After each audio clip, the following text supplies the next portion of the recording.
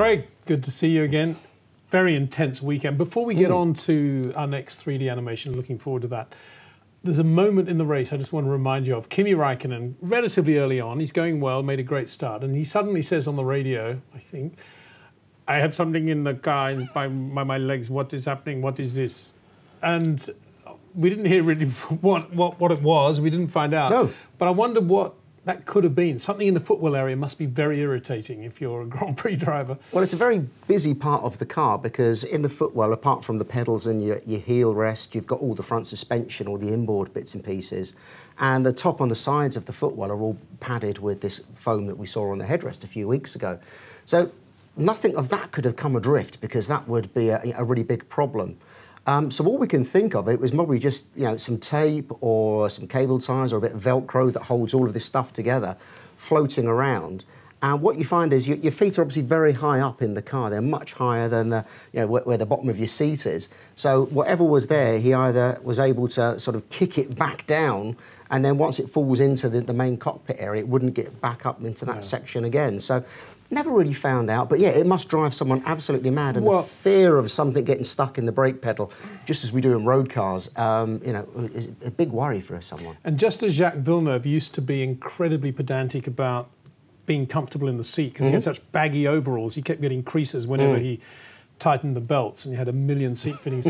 Kimi, more than most, is very sensitive, I think. I gather from people who work with him very closely. He's very sensitive to things like that. Anyway, it kind of worked out for him. Apart from all the dramas late race, we'll get on to that. Well, let's get on to that now. The Pirelli, every year for Pirelli, they must think, oh, not another Silverstone. It was the curbs a few years ago. Now it's the left front taking all that punishment. What was your take on that? Well, I think the clear thing that seems to have come out, we've not had the full explanation yet from Pirelli and from Ferrari have said very little about this, that we don't think it's a Pirelli problem. Equally, I don't think Vettel's issue was related to the lockup that he had, but it was just, I think, just the sheer amount of loading everyone's putting into that left front, as you say, around Silverstone, that really gets a hammering. And it could just be that Ferrari were pushing very hard on the tyres, particularly when the tyres came first out from the stops. They would out laps were pushing very hard. They pushed hard throughout the race. I think you've hit the nail on the head, because if you look at Massa, okay, he wasn't nothing like the Ferrari pace overall, but very, very slow after that stop. As a result of which, he was kind of in reasonable shape by the end of the race. Both Force Indias pretty slow, left front tyre management ad nauseum.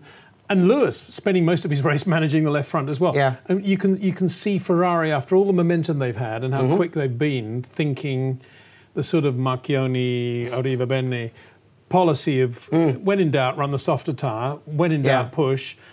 And they were pushing, as you say, from the minute they were out there in that stint, and kind of it was inevitable. And I think most of the other teams in the pit lane, to be fair, were watching them, and that's why Red Bull were very quick to bring Verstappen in, because it was another guy who'd been pushing so hard. And interesting race. I mean, from Ferrari's point of view, a disastrous weekend, really, you could say. You have to say. The first really bad weekend they've had all year. Silverstone was always a very pivotal race in terms of it being kind of the ultimate test of the chassis in some respects, in terms of its all corners, not so much a power circuit, although it's a bit more important for power now that we've got these wider tyres.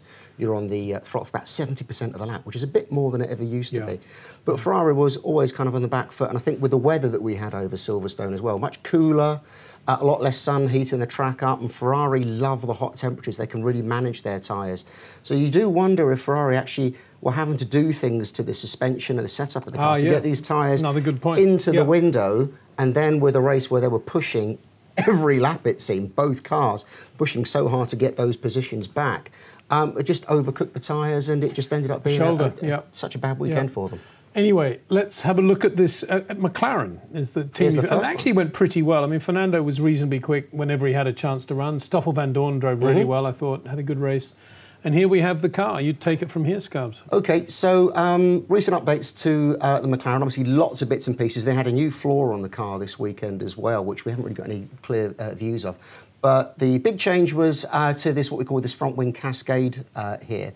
So previously it was just a very simple setup, and now if we just see this yellow line, goes all the way down to the floor. If we just stop that there. So what they've done is normally this winglet mounts to the end plate pretty straightforward right angle join. But now what they've done is they've taken this front element, curved it down to the bottom, what we call the foot plate of the end plate. It's starting to get very repetitive with the words. And that just works as another vertical vein directing this airflow out around the tyres. Something no one else has done. They had it on and off over the Silverstone weekend, actually introduced it back in Austria, but didn't run it as much. So very interesting, again, another one of these slight changes to what people are doing with the bodywork in this area as they start to understand how to get the air around these big new tyres that we've got for 2017.